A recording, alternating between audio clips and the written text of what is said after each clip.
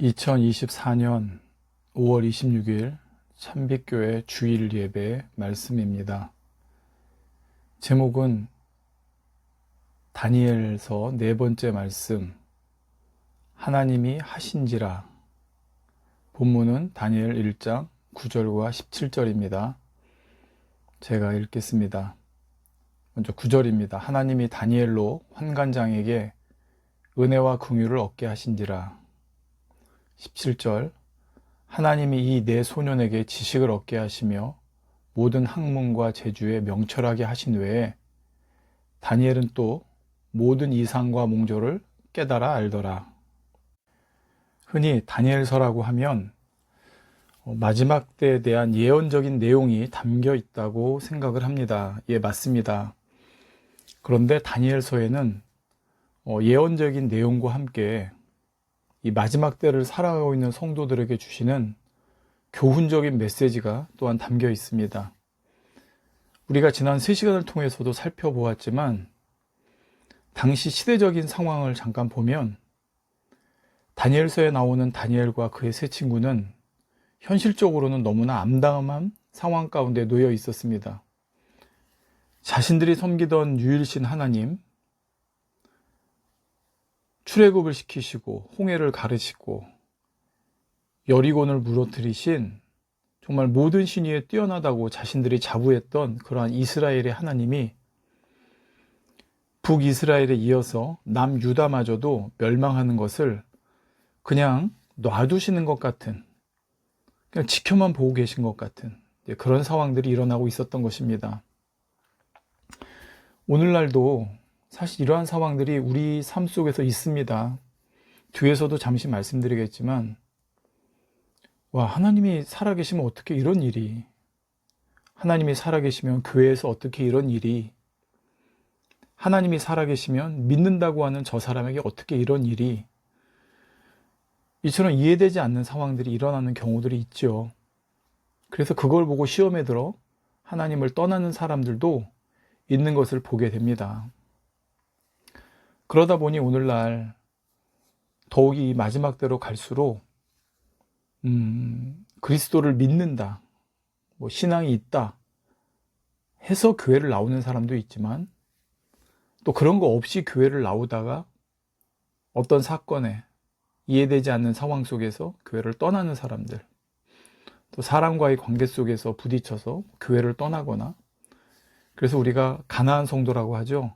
거꾸로 하면 안 나가입니다. 예, 그래서 나는 믿는다 고백하지만 교회를 나가지 않는 사람들, 또 나가기는 하지만 명목상, 정말 그냥 명목상으로만 나가고 있는 사람들, 또는 예전에 나갔지만 지금은 아예 신앙 자체를 잃어버린 사람들, 이런 사람들도 있는 걸 보게 됩니다. 다 각자 그렇게 된 계기가 있었겠죠. 자, 오늘 본문에 나오는 다니엘서의 배경도 객관적으로 보면 정말 실망할 수 있는 상황입니다.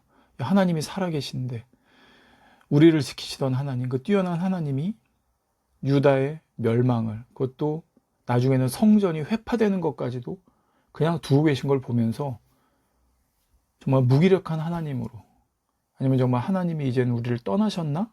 아니면 계시지 않나라는 생각을 할 정도의 상황이 벌어지고 있다는 것이죠. 10대 초반밖에 안 된 그 어린 나이에 그때 그 당시 역사서들과 비교를 해보면 다니엘이나 세 친구가 한 10대 초반 정도 됐을 거라고 생각을 합니다. 그 어린 나이 이방 나라에 포로로 잡혀와서, 그것도 성경에도 기록된 것처럼 환관이 되었다고 하면, 사실 우리나라 옛날에 내시들이 당했던 그런 비참한 일을 당했을 거라고 우리가 충분히 짐작할 수 있는 그런 상황이었습니다. 자, 이런 상황에서 그 네 소녀는 과연 어떤 마음이었을까?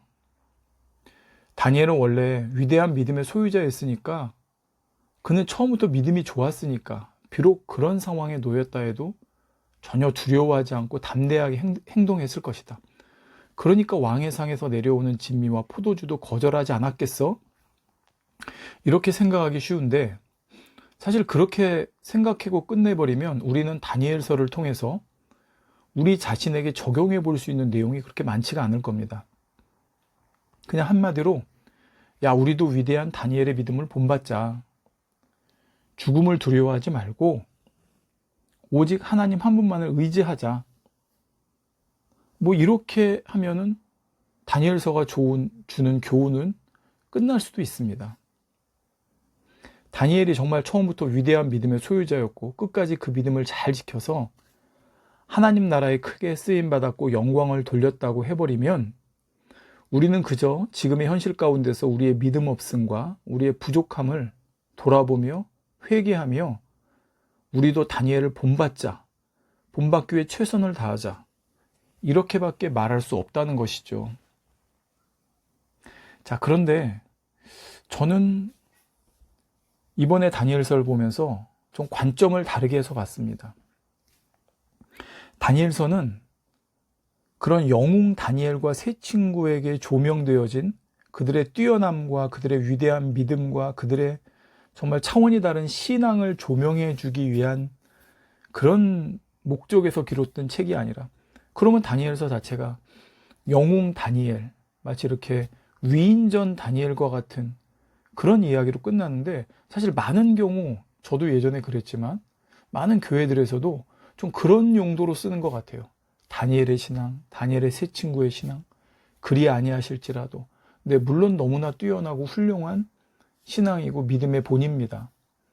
그런데 내 믿음과 비교해서 사실 우리 중에 다니엘이나 세 친구와 같은 믿음의 그 차원에 이른 사람이 얼마나 될까요? 그거에서 비교해서 나를 비교하고 내가 눌리고 또 비교해서 책망하는 어떤 그런 목적으로 이 책이 쓰여졌다면 아까 말씀드린 대로 그냥 다니엘을 본받아. 순교의 신앙으로 우리도 끝까지 믿음을 지켜내. 이걸로 끝났을 거라는 것이죠. 자, 그런데 다니엘서는 그런 면도 일부분 있겠지만 그보다는 작고 여린 정말 연약한 4명의 소년이, 아까 10대 초반이라고 그랬잖아요. 그 크고 강한 바벨론의 제국 한가운데, 그것도 왕궁, 그 나라의 모든 어떤 정치력뿐만 아니라 어떤 그 나라의 경제력뿐만 아니라 또 그 나라의 어떤 문화적인, 사상적인, 어떤 종교적인 이런 모든 힘이 집중되어 있는 그 바벨론의 한 가운데서 그들이 어떻게 하나님께 영광을 돌리며 살아갔는지를 보여줌으로써 오히려 하나님이 하신다, 하나님이 모든 것의 주관자가 되신다는 사실을 우리들에게 보여주기 원하신다는 것입니다. 그래서 오늘날 우리도 비록 현실의 삶 가운데 때로 믿음이 부족하고 연약해서 늘 회개하고 늘 우리를 돌아보는 신앙이지만, 그럼에도 우리가 이 길을 갈 수 있는 것은 모든 것의 주관자 되시는 분은 하나님이시기 때문에 그 하나님을 바라보고 붙잡고 의지하며 나아갈 수 있는 힘과 용기를 얻자는 것이죠. 그래서 다니엘서는 첫 시작부터 우리들로 하여금 이 세상의 역사가 누구에 의해 주관되고 움직여진지를 보여주기 위해서 두 가지 관점을 비교하여 말씀하고 있다고 했습니다. 다니엘서 1장 1절에 보면 이 유다라는 곳이 망하고 바벨론이 승리하는 것이, 거기에 나오는 바벨론 왕 느부갓네살이 자신의 힘과 권세와 능력이 있어서 그가 주체가 되어져서 이런 일들이 일어나고 있는 것처럼 보이도록 기록하고 있습니다. 그런데 바로 이어진 2절에서는 그렇게 보였던 상황이 사실은 하나님께서 그렇게 되도록 허락하셨기 때문에 이루어진 일이다 라고 말씀하고 있다는 것이죠. 그러므로 우리 하나님을 믿는 사람들은 이 세상에 일어나는 일들을 바라볼 때 세상 사람들이 가지고 있는 관점이 아닌 하나님께서 주관자가 되시고 모든 것을 이루어 가신다는 관점으로 바라봐야 한다는 것입니다. 오늘날 세상은 마치 힘있고 권세 있고 부가 있는 사람들에 의해서 움직이는 것처럼 보이고 점점 더 그렇게 보여집니다. 그러다 보니 사람들은 갈수록 세상에 부귀 영화와 권세를 얻으려고 혈안이 되어가죠. 돈을 쫓아서, 권세를 쫓아서 나의 배경이 되어질 힘과 뒷배가 되어질 사람을 쫓아가고 있는 것입니다. 그러나 실제로 그 모든 것의 가장 위에는 하나님께서 모든 것을 주관하고 계시고 허락하여 인도하시기 때문에, 이끌어 가시기 때문에 가능하다는 것입니다. 마태복음 10장 29절에 보면 참새 2마리가 한 아사리온에 팔리는 것이 아니냐. 그러나 너희 아버지께서 허락지 아니하시면 그 하나라도 땅에 떨어지지 아니하리라 말씀합니다. 자, 참새 한 마리가 땅에 떨어지는 것도 하나님의 허락이 있어야 된다는 거예요. 자, 그렇다고 우리가 일일이 하나님께서 참새 한 마리의 삶까지 관여하신다는 뜻이 아니라 이 세상 모든 만물은 하나님께서 정하신 법칙의 주관하에 하나님의 뜻과 계획과 섭리에 따라 정확히 돌아가고 있다는 말입니다. 자, 그런데 그렇게 돌아가는 이 세상에 정말 이해가 되지 않고 납득이 되지 않고 심지어 믿는 사람들조차도 하나님이 살아계시면 어떻게 이런 일들이 일어나지라고 생각할 만한 일들이, 그렇게 의아한 일들이 일어나고 있는 것이 현실이죠. 자, 이때 우리들의 태도가 어떠하냐는 것입니다. 세상 사람들과 다르게 그런 상황에서도 우리 믿는 자들은 거기에도 선하신 하나님의 주권을 인정해 드려야 한다는 것입니다. 하나님은 선하시기 때문에 그분께서 계획하시고 허락하셔서 이루시는 모든 일은 반드시 하나님의 선하신 뜻이 담겨 있습니다. 사람이 이해하지 못할 뿐이고 깨닫지 못할 뿐이지 분명히 거기엔 담겨 있다는 거예요. 자, 오늘 남유다가 바벨론에게 망한 이 사건도 마찬가지입니다. 여기에도 분명히 하나님의 선하신 뜻이 하나님의 주권하에 이루어지고 있다는 것이죠. 자, 하나님께서는 이미 오래전부터 남유다에 경고하셨습니다. 우상 숭배에 대해 경고하셨고 공의가 무너지고 있는 현실, 뭐 이런 거예요. 뭐 뒷돈을 주고 재판을 뭐 변개시킨다든지, 강한 사람이 약한 사람을 압제한다든지, 오늘날 우리가 이 세상에서 흔히 볼 수 있는 일들이 있잖아요. 하나님께서는 거기에 대해 숱하게 경고를 하셨어요. 그럼에도 그들이 돌이키지 않으면 망한다, 심판한다 하셨는데 결국 그들은 돌이키지 않았습니다. 그랬을 때 하나님의 경고대로 그들의 죄와 그들의 허물로 인해 하나님의 징계하신 가운데 이방 나라의 침략이 있었던 것이죠. 자, 그런데 이때도 하나님께서는 유다가 단번에 망하게 하신 것이 아닙니다. 총 3차례에 걸쳐 바벨론의 침입이 있었습니다. 그리고 최종적으로 3차 때에 가서 완전히 망하고 하나님의 성전까지도 회파가 되어버리죠. 만약 그들이 1차 침공이나 2차 침공 때 회개하고 돌이켰으면 3차 침공, 하나님의 성전이 이방인의 손에 더럽혀지고 완전히 회파되는 일까지는 안 갔을 수도 있다는 것입니다.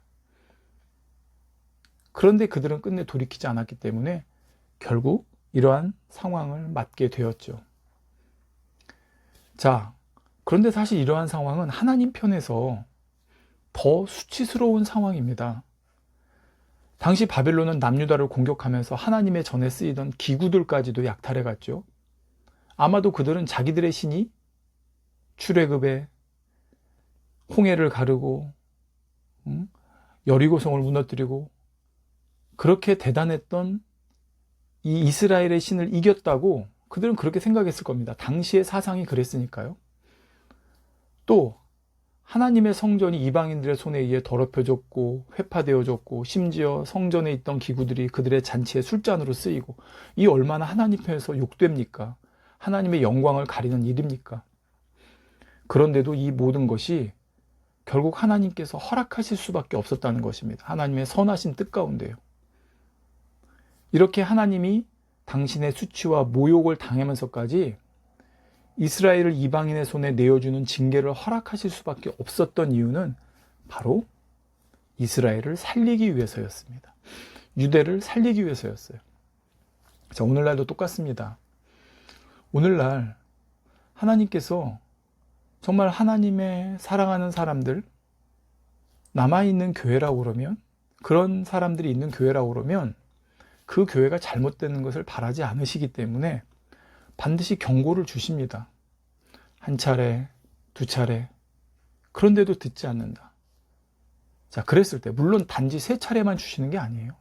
여러 사람을 통해, 여러 징조를 통해, 여러 주변의 상황을 통해 주시고 또 주시는데 정말 넘어서는 안 될 선을 넘었을 때 하나님께서는 결국 남유다가 바벨론의 세 번째 침공으로 성전까지 회파됐던 것처럼 그런 역사를 허락하실 수밖에 없는 것입니다. 왜요?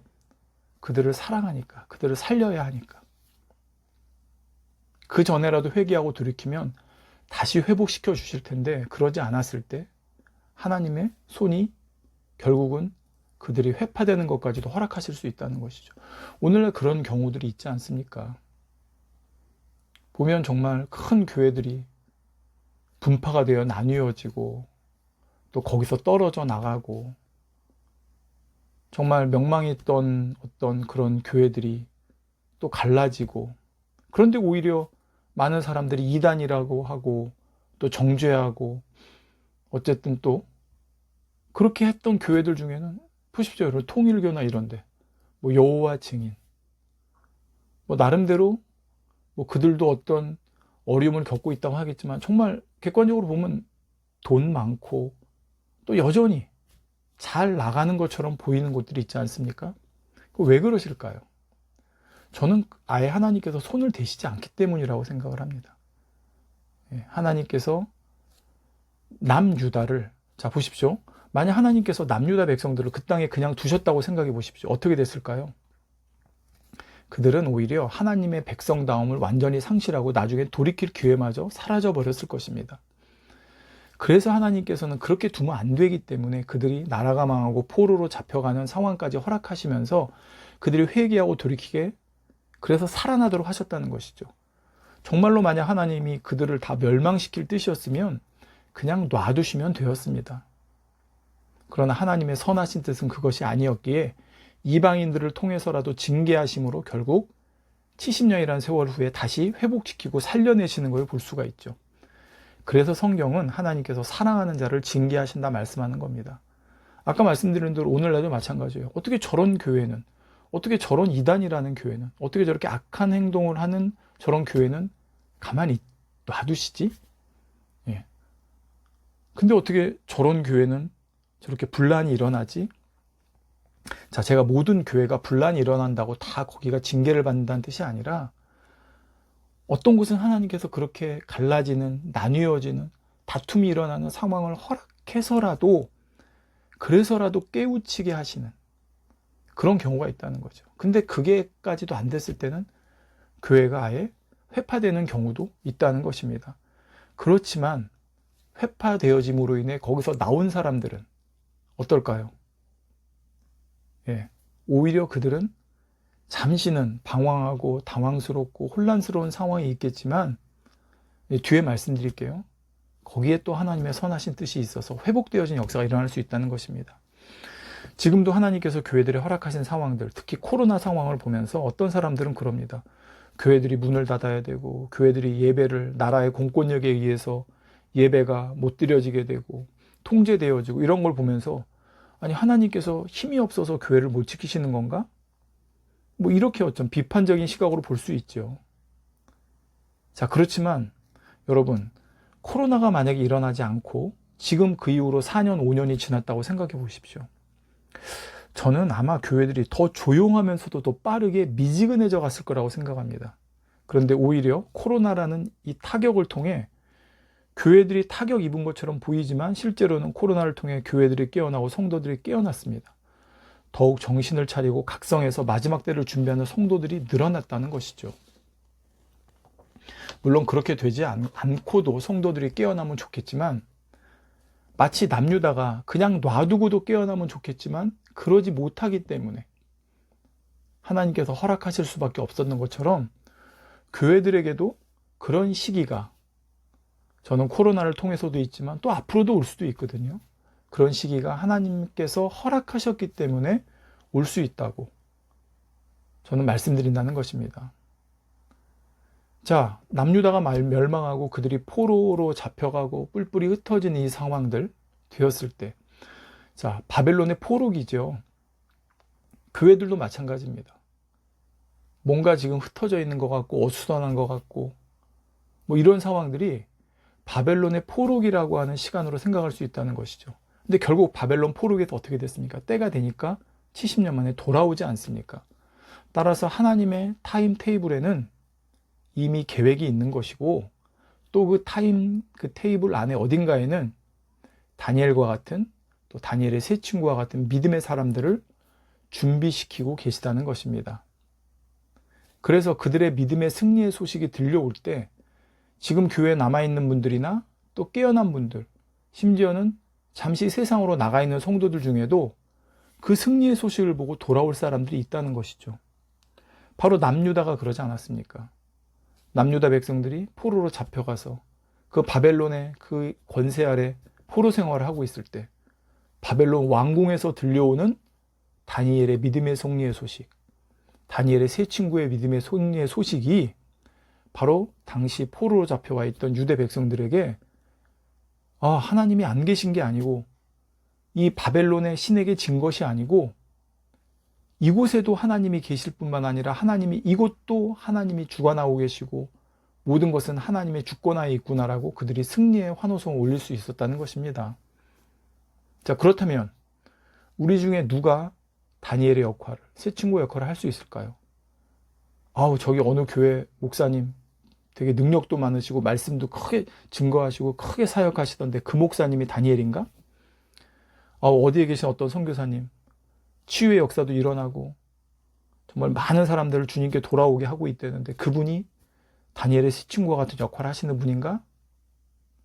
물론 그분들 한 분 한 분도 그런 역할을 하실 수 있습니다. 그런데 저는 바로 우리 한 사람 한 사람이 모두가 다니엘과 같이 새 친구와 같이 되어야 한다고 생각합니다.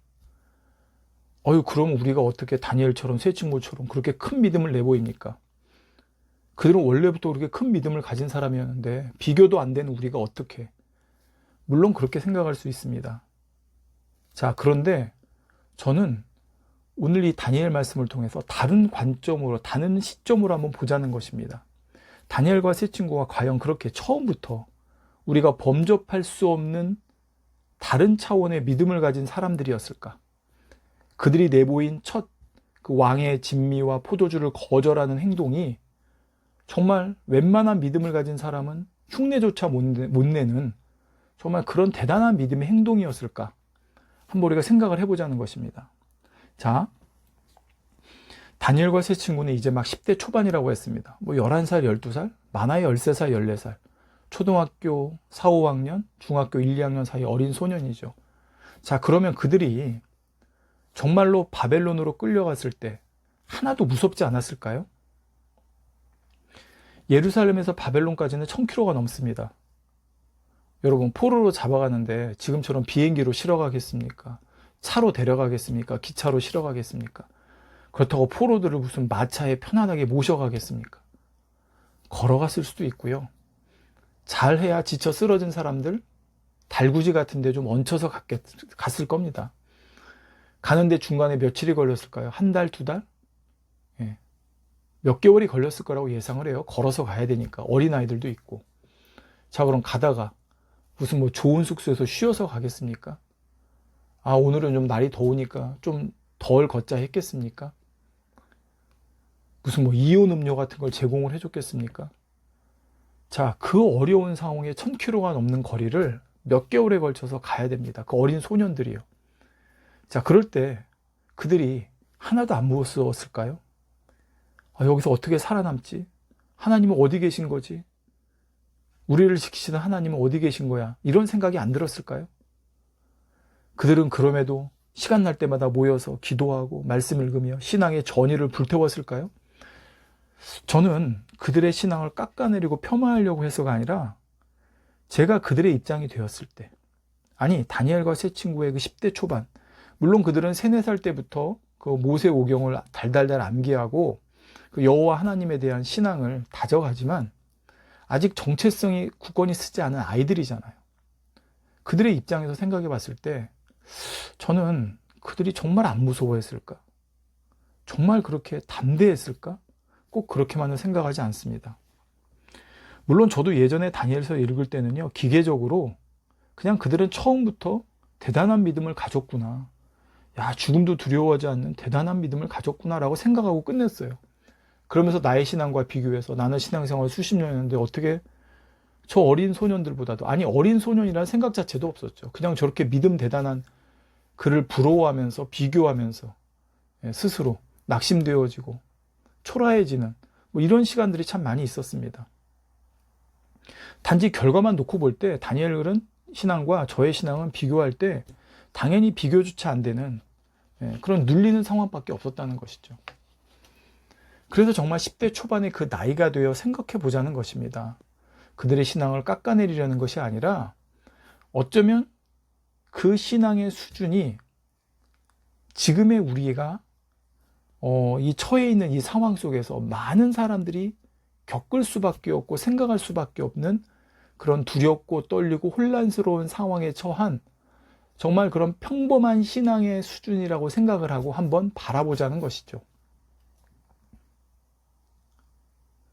물론 다니엘이나 세 친구에게 하나님께서 포로로 잡혀갈 때 꿈에라도 나타나셔서 앞으로 내가 너희와 함께 할 거다, 두려워 말라, 앞으로 너희에게 일어난 일은 내가 허락한 일이니 너희는 믿음으로 행하라, 이렇게 말씀을 주셨다면 모르겠습니다. 근데 성경에 그런 기록은 없거든요. 또는 누군가 그 곁에 정말 어른 중에 믿음이 좋아서 그들의 신앙을 코치해주고 상담해주면 좋았겠죠. 근데 그들은 나중에도 보면 알지만 어린아이들을 따로 분리하지 않습니까? 그렇게 옆에서 코치해주고 상담해줄 만한 어른, 정말 신앙의 정체성이 확립된 그런 사람이 주변에 없을 수 있었다는 거예요. 단지 그 4명에서만 서로 의지해야 되는 상황이었다는 것이죠. 더욱이 어땠습니까? 그러한 곳에 바벨론의 왕궁 한가운데 바벨론의 관리와 학자들이 매일같이 아침부터 밤까지 바벨론식의 세속적인 교육을 주입합니다. 또 그들의 이름마저 바꾼다고 했죠. 바꿨다고 했죠. 다니엘은 원래 하나님이 나의 심판자 되신다는 뜻이에요. 근데 다니엘의 이름을 뭘로 바꿨습니까? 벨드사살. 벨은 바벨론 신의 이름입니다. 그래서 벨드사살은요, 벨이, 즉 이방 신이 나의 삶을 지킨다라는 거예요.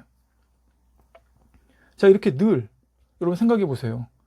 뭐 이해하기 쉽게, 야, 부처가 너의 삶을 지킨다가 제 이름의 뜻으로 바꿔놓은 거예요. 그 기분이 어떻겠습니까? 느낌이 어떻겠습니까? 매일 그 이름을 들으면서. 자, 이런 상황 가운데서도 그 어린 나이의 아이들이 나는 기꺼이 목숨 던져 신앙을 지키리라, 이런 순교자적인 믿음의 고백을 계속 되뇌어서 그 결과로 왕의 진미와 포도주를 거부했다 라고 생각하기보다는 저는 이들이 너무나 혼란스러웠을 것 같아요.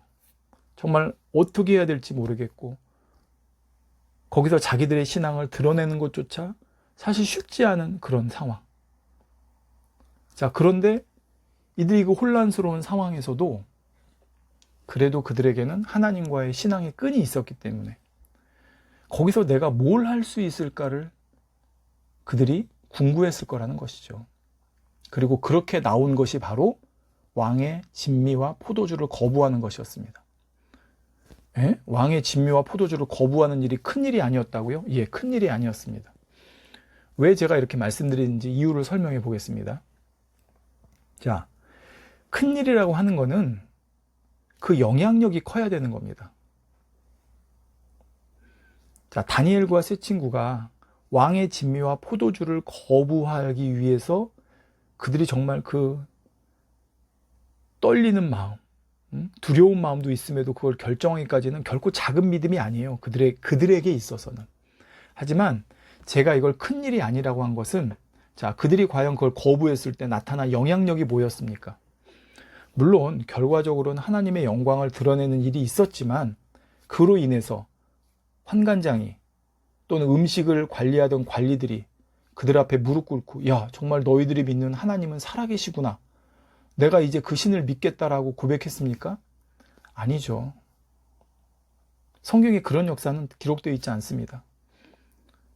또 다니엘과 세 친구가 왕의 진미와 포도주를 거부했을 때 그걸 아는 사람도 극히 몇 사람이에요. 환관장과 음식을 관리하는 사람들. 자, 그들이 그 사실을 왕에게 말했겠습니까? 나중에라도 말을 못하죠. 왕이시여, 사실은 이 4사람에게는 왕의 상에서 내려오는 진미와 포도주를 주지 않고 물과 채식만을 줬는데 이렇게 됐습니다. 그러니 저들이 믿는 하나님이 대단하지 않습니까? 라고 왕에게 얘기했을까요? 아니죠. 그랬다면 당장 목이 잘리죠. 왜? 왕의 명령을 거부한 것이니까. 그러니까 결과가 좋게 나왔다고 해도 그거를 황관장은 왕에게 말을 못해요. 따라서 다니엘과 세 친구가 이 음식을 거부한 사건을 통해 얻은 것은 주변에 무슨 하나님의 능력과 위대하심과 그 역사를 드러내고 영광을 돌렸던 사건이 아니라 단지 그 네 사람, 자기들이 이방 음식에 의해 자기를 더럽히지 않을 수 있었던 그 정도의 영향력을 가진 사건이라는 것이죠. 제가 지금 그들의 믿음을 과소평가하자는 의미가 결코 아닙니다. 자, 오늘날 우리에게 이걸 한번 적용해 보겠습니다. 물론 우리가 바벨론과 같은 이 세상을 살아가는 지금 주변으로부터 야, 쟤 정말 믿음 좋다. 야, 쟤 정말 하나님 믿느니 다르다. 이렇게 정말 티가 나고 차별화된 삶을 살고 있다면 너무나 훌륭하고 대단합니다. 그런데 그보다는 먼저 다른 사람은 몰라도, 아니, 나만 알고 내 주변에 정말 가까운 사람만 아는 것부터 내가 먼저 행하며 살고 있냐는 거예요. 당장 그 일로 인해 티가 나지 않을 수 있지만, 아까 말씀드렸잖아요. 왕의 지미와 포도주를 거부하는 것이 그 수준에서는 정말 대단한 믿음이었지만 그 영향력을 봤을 때는 큰 믿음이 아니었다는 거예요. 아까 말씀드린 대로 정말 그들이 단번에 영향력이 있는 어떤 역사를 일으키려면, 예를 들어 누가 다니엘에게 벨드사사라 그러니까 아닙니다. 나는 벨드사사라고 부르지 말고 다니엘이라 불러주십시오. 이렇게 만약에 거부를 했다고 생각해 보십시오. 그러면 그 파장은 순간에 쫙 퍼지겠죠. 야, 다니엘 제가 정말 제정신이 아닌가 보다. 죽으려고 작정했나 보다. 어떻게 저렇게 저렇게 담대하게 얘기를 할 수 있을까? 아마 그랬으면 다니엘은 당장에 야, 쟤는 이렇게 처형시켜라 이랬을 수 있어요. 그럴 때 하나님이 짜잔 해가지고 그를 처형되지 못하게 어떻게 하셨다. 그러면 그 소식은 순식간에 전체에 퍼졌겠죠. 근데 그게 아니었잖아요. 그 사건은 나중에 일어나요. 다니엘의 세 친구가 풀무불에 던져지는 사건이라든지 이런 사건은, 그렇게 해서 온 나라가 알게 되는 사건은 나중에 일어나요. 처음에는 그런 영향력을 끼치는 사건이 아니었다는 것입니다. 그리고 그걸 오늘날 우리에게 적용해 보자면, 주변에 티는 나지 않지만, 나만 알고 내 주변에 정말 가까운 사람들만 알지만, 나로서는 정말 믿음으로 행하는 뭔가의 그것. 저는 지금 그것부터 해보자는 거예요. 자, 그것조차도 당장은 어떤 결과가 드러나지 않아요. 왜? 다니엘과 세 친구도 10일이라는 테스트 기간이 있었습니다. 자, 10일 동안 그들이 어떤 생각을 했을까요? 담대하게 10일 후에는 반드시 하나님께 영광 돌릴 거야? 저는 중간에 불안한 마음도 들었을 수 있다 생각합니다. 5일 정도를 물과 채식을 먹었는데 좀 말라가는 것 같고 초췌해지는 것 같고 그랬을 때 이런 생각? 자, 그러나 그들은 10일을 지켰잖아요. 10일이라는 그 선포된 시간을 자기들 스스로 지켜냈을 때 그때 하나님의 역사가 일어났어요. 오늘날 우리도 똑같습니다. 우리가 어떤 뜻을 정해서 뭔가를 할 경우에 인내와 오래 참음의 시간이 필요한 경우가 있습니다. 그리고 그 시간은 어쩌면 누구도 알아차리지 못하는 나와 하나님과의 사이에 둘만의 갖는 교감의 시간일 수가 있다는 거예요. 오늘날 아까 말씀드린 대로 교회를 안 나가는 성도님들, 교회를 정하지 못하는 성도님들, 또 실망해서 잠시 교회를 떠나 있는 성도님들, 집에서 인터넷으로 예배드리는 성도님들, 그러다 보니까 주변에서 보면 야, 쟤 교회 나가는 사람이야? 쟤 하나님 믿는 사람이야를 모를 수도 있어요. 지금은 그냥 그 속에 묻혀 있다 보니까. 자, 그런데 그럼에도 불구하고 나와 하나님만은 아는 그런 일이 있을 수 있잖아요. 아니면 내 주변에 몇몇 사람만 알 수 있는 그런 일이 있을 수 있잖아요. 자, 그게 뭘까요? 잠들기 전에 잠시 예전처럼 몇 시간씩 기도 못하지만 잠시 무릎 꿇어 하는 기도, 하루에 성경 말씀 한 구절 암송하는 거,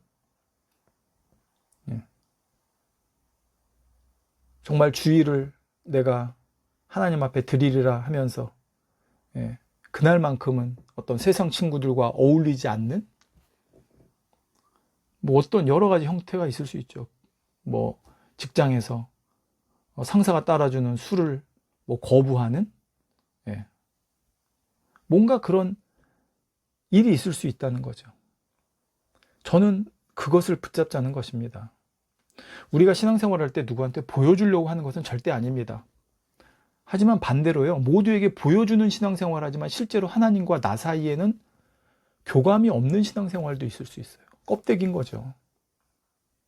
그러나 뭔가 주변에는 티가 나지 않고 보여지지 않지만 그럼에도 나와 하나님과 사이에는 정말 끈끈하게 가지고 있는 그 교감을 느낄 수 있는 그런 매개체가 있는 신앙생활을 우리는 할 수 있다는 것입니다. 저는 다니엘과 세 친구가 선택한 것이 바로 그거였다고 지금 말씀드리는 거예요. 자, 다시 한번 살펴볼게요. 다니엘과 세 친구가 바벨론식의 교육을 받는다고 해서 그들의 사상이, 그들의 신앙의 정체성이 무너졌을까요? 아닐 거예요. 그들의 이름이 저렇게 이상한 이방신의 이름을 넣어서 불려진다고 해서 그들이 자기네 정체성을 잃었을까요? 아니에요. 상관없어요. 그거는. 그래, 아무리 너희가 바벨론식 교육을 해봐라. 내 이름을 바꿔서 불러봐라. 내가 흔들리나? 그건 속으로 얼마든지 자기들이 할 수 있어요. 그런데 음식은 달라요. 음식은 먹음으로 인해서 직접적으로 나에게 영향을 주는 거잖아요. 그렇기 때문에 이들은 그걸 택한 거예요. 그러니까 직접적으로 나에게 영향이 있으면서 그러면서 내가 믿음으로 할 수 있는 그 부분을 택했다고 저는 생각을 합니다. 그리고 그것은 바로 하나님과 자신들의 관계를 소중히 여기는 마음에서부터 비롯된 행동이었다는 거죠. 자, 그 결과 우리가 어떻게 되는지 알 수 있습니다. 오늘 본문 다니엘서 1장 9절이나 17절에 보면 하나님께서 그들에게 어떤 역사를 어떤 역사를 베풀어 주시는지가 나옵니다. 자, 이걸 보면 우리가 이런 생각을 하기 쉬워요. 저도 예전에 그랬고요. 야, 다니엘의 세 친구가 믿음을 내보이니까 하나님이 이렇게 상 주셨구나. 보상해 주셨구나. 야, 그들의 믿음이 하나님을 기쁘시게 하니까 하나님께서 기쁘셔서 이렇게 역사해 주셨구나. 이렇게 많은 경우 해석하기가 쉽습니다. 근데 자, 오늘 이제 다음 시간에 보겠지만 과연 하나님께서 이 결과로 주신 것이 그들에게 뭐였습니까? 보면 그들에게 모든 학문과 재주에 명철하게 하신 후에 또 다니엘은 모든 이상과 몽조를 깨닫게 하셨죠. 자, 이래서 그들은 어떻게 됩니까? 나중에 왕과 면담을 해보니까 다른 그 나라에 있는 그런 사람들보다 그 학자나 이런 사람보다 10배나 더 뛰어나요. 그러니까 이들은 금방 높은 위치에 올라가게 되죠. 자, 축복으로 보이죠. 그들이 믿음을 내보인 것에 대한 하나님의 보상으로 보이죠. 그런데 이것이 2장에서 어떤 사건으로 이들을 휘말리게 합니까? 자칫하면 죽는 상황. 자, 말이 안 되는 이유로 이 다니엘 바벨론의 느부갓네살 왕이 명령을 내리죠. 내가 어떤 꿈을 꿨는데 그 꿈이 뭔지를 맞히고 해석도 맞히라는 거예요. 안 그러면 다 죽여버리겠다는 거예요. 근데 그 죽여버리겠다고 하는 대상에 다니엘이 포함돼 버리고 만 겁니다. 영락없이 죽게 생긴 거예요. 자, 이런 상황이 되었을 때 그러면 과연 하나님께서 그들에게 주신 그 보상으로 주신 것 같은 능력과 지혜와 명철과 그로 인한 그들에게 순간에 높은 위치에 올라가는 부귀, 명예, 권세 다 주어진 것 같죠. 그럼 우리는 이거를 우리가 신앙생활 잘했으니까 거기에 대한 공로에 대한 그러니까 그걸 자기 공로로 생각하게 된다는 거예요. 근데 이걸 우리는 잘 생각해야 됩니다. 우리는 자칫 믿음이 좋아서 내가 신앙생활 잘해서 내가 하나님께 뭘 잘해서 하나님으로부터 특별히 받았다고 생각할 수 있는데요. 그게 아니라 오히려 하나님께서는 우리 그릇에 따라 거기에 맞는 달란트랄까요? 거기에 맞는 하나님의 은총을 주셔서 그걸 가지고 더 큰 믿음으로 나아갈 수 있는, 더 좋은 믿음으로 나아갈 수 있는 길을 열어가신다는 것입니다. 자, 이게 무슨 말인지 한번 잘 보겠습니다.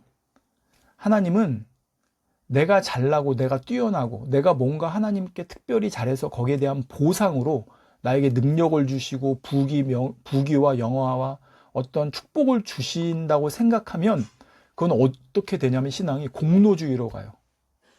공로주의. 내가 이렇게 잘했으니까 하나님이 그러면 그 사람은 계속 그걸 쫓아가게 됩니다. 근데 그게 아니라 하나님께서 주신 그 능력과 하나님의 주신 달란트와 그 은총을 통해 이제 앞으로 더 믿음으로 나아가라고 주셨다는 거예요. 자, 성경 마태복음 25장에 보면 달란트 비유가 나오죠. 누구에게는 1달란트, 누구에는 2달란트, 누구에는 5달란트를 줍니다. 그럼 이때 1달란트, 2달란트, 5달란트 줄 때 하나님께서 자, 하나님을 기쁘시게 한 사람한테는, 믿음 좋은 사람한테는 5달란트 주고, 웬만큼 하는 사람한테는 2달란트 주고, 믿음이 좀 적은 사람한테는 1달란트만 줬다고 돼 있습니까? 아니에요. 그렇지 않습니다. 하나님께서 그들에게 주신 달란트를 그렇게 주셨다고 되지 않아요. 자, 마태복음 25장을 한번 보겠습니다. 하나님께서 자, 25장 15절에 각각 그 재능대로 하나에게는 금 5 달란트를. 자, 재능대로라고 그랬어요. 그러니까 우리가 보면 그 사람이 그릇됨이에요. 그러니까 이걸 다르게 표현해 보겠습니다. 우리가 이해하기 쉽게. 자, 어떤 사람은 교회에 보니까 물질을 많이 가졌어요. 저 사람은 돈을 잘 벌어요. 자, 어떤 사람은 성공해서 높은 위치에 올라갔어요. 예. 자, 그러면 우리는 간증을 어느 시점에 합니까? 축복 받았을 때. 높은 위치에 올라가게 됐을 때 간증을 해요. 내가 이렇게 높은 위치에 올라갔습니다. 축복 받았습니다. 근데 그 간증을 잘 들어보면 결국 그걸 통해 영광 받는 게 누구예요? 자기예요. 왜? 내가 이렇게 하나님께 믿음을 내보이고 충성하고 헌신했더니 물질에 축복 받았습니다. 내가 이렇게 열심히 봉사하고 하나님 나라를 위해 충성 헌신하고 기도 생활 열심히 했더니 하나님께서 나를 이렇게 시험에 합격하게 하셔서 높은 위치에 올려보내셨습니다. 결국 뭘 거기서 자랑하게 됩니까? 공로를 자랑하게 되는 거예요. 그런데 그게 아니에요. 하나님께서는 그 사람은 돈을 버는 달란트가 있으니까 그 사람한테는 재물을 맡기신 거고, 저 사람은 머리가 똑똑하니까 시험을 통과해서 그만한 위치에 권세를 가질 수 있도록 하나님께서 거기에 대한 달란트를 주신 거예요. 그 결과는 언제 나와요? 나중에 그 주인이 왔을 때 계산할 때. 이제 그 달란트를 가지고 어떻게 했느냐를 가지고 평가하시지, 5달란트 준 사람은 믿음 좋은 사람이고 1달란트 준 사람은 믿음 안 좋은 사람이 아니라는 거예요. 근데 우리는 착각을 해요. 내가 5달란트 받았다고 생각하면 벌써 거기서부터 어깨에 힘이 들어가요. 내가 믿음 좋아서 하나님께서 나한테 5달란트를 주셨다. 그러다가 교만의 틈 타서 넘어지는 거예요. 성경 마태복음 25장 보면 2달란트나 5달란트 받은 사람은 똑같이 하나님께서 21절, 22절에, 23절에 잘하였도다 착하고 충성된 종아, 내가 작은 일에 충성하였음에 내가 많은 것으로 내게 맡기리니 내 주인의 즐거움에 참여할지어다 했어요. 이것은 처음에 5달란트 맡기고 2달란트 맡기기 전에 이런 칭찬을 하신 게 아니라 맡은 걸 가지고 어떻게 열매를 냈는지를 가지고 하나님께서 칭찬을 하신 거라는 거예요. 따라서 우리도 마찬가지입니다. 다니엘이 물론 믿음을 내보였고 하나님께 신실한 신앙을 지키기 위해 했던 건 맞아요. 그렇지만 우리가 그것을 했기 때문에 그들이 이렇게 축복받아서 높은 위치에 올라가고 권세와 명예를 가지게 되었다고 하면 안 돼요. 하나님께서는 그들의 그릇에 맞게 장차 그들이 어떻게 쓰일지를 아시기 때문에 그들이 더 큰 믿음으로 나가도록 그들을 그 길로 인도하시는 과정에서 그들에게 지혜도 명철도 권세도 주셔서 그만한 위치에 올라가서 하나님께 영광을 돌리게 하신 거예요. 자, 그렇기 때문에 여기서 중요한 사실이 뭐냐면 다니엘이 다음에 바로 2장에 가면 어떤 사건을 겪습니까? 아까 말씀드린 대로 말도 안 되는 어려운 상황, 정말 죽을 수밖에 없는 상황이 돼요. 그때 다니엘이 누구를 의지합니까? 하나님을 의지하잖아요. 하나님이 꿈을 알려주실 거라고. 자, 다니엘이 자기가 잘나서, 자기가 믿음이 좋고 자기가 잘나서 그만한 위치에 올라갔다고 생각하진 않았겠지만 그렇게 할 수도 있는 상황에 하나님께서는 바로 2장의 사건을 허락하심으로 다니엘은 그렇지, 내가 이렇게 높은 위치에 올라가고 이렇게 지혜와 명철을 갖고 다 한 것이 내가 잘나서 주신 게 아니지, 내가 잘나서 얻은 게 아니지 라고 생각을 하게 된다는 거예요. 그래서 바로 하나님 앞에 구하게 된다는 거죠. 우리의 자세가 이뤄야 된다는 것입니다. 성도님들, 우리가 주 안에서 축복받는 거, 승진하는 거, 성공하는 거 너무 좋습니다. 그리고 우리는 그걸 통해서 하나님의 영광을 돌리려고 간증을 해요. 근데 진정한 간증은 그 다음에 해야 됩니다. 하나님께서 나에게 이러한 부를 주셔서 이 부를 가지고 내가 어떻게 하나님의 일을 했습니다. 하나님께서 나에게 이러한 권세를 주셔서 이 권세를 가지고 내가 어떻게 하나님의 일을 했습니다.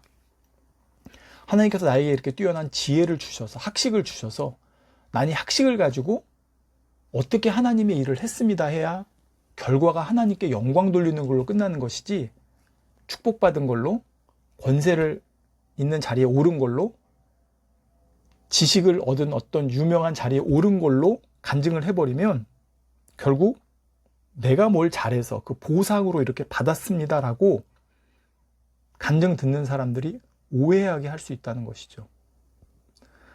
자, 결론을 말씀드리겠습니다. 오늘 우리가 다니엘의 신앙과 우리의 신앙의 어떤 비교점, 그리고 우리가 그걸 우리한테 어떻게 접목시켜 봐야 되는 부분을 한번 살펴봤습니다. 자, 현실의 상황이 좋으면 이거는 내 공로로 내가 잘해서의 보상, 현실의 상황이 안 좋으면 내가 잘못한 거에 대한 응징의 대가, 어떤 이런 프레임적인 신앙생활이 아니라 우리가 오늘 다니엘의 이 말씀을, 또 다니엘의 상황을 보면서 지금의 이 허락되신 상황에서 거기는 다음 단계를 위한 하나님의 선하신 뜻이 있는데, 거기서 우리가 할 수 있는 것, 아까 말씀드렸잖아요. 다른 사람은 몰라도 나와 하나님과의 관계에서 할 수 있는 것, 그게 비록 작은 거라도, 티가 나지 않는 거라도 어떤 사람은 뭐 그게 새벽 기도가 될 수도 있는 거고, 아까 말씀드린 대로 저녁에 잠시 무릎 꿇어 하는 기도가 될 수도 있는 거고, 뭔가 그 부분을 붙잡고 가자는 거죠.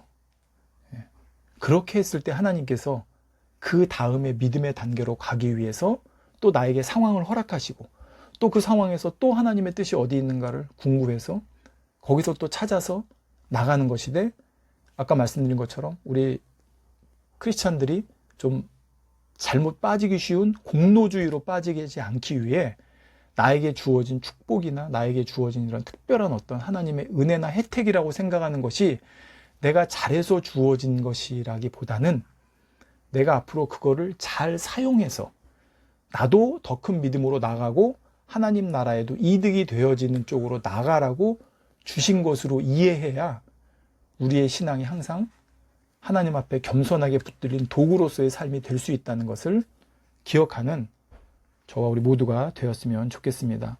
자, 오늘 주신 말씀 생각하시면서 다 같이 통성으로 기도하시겠습니다.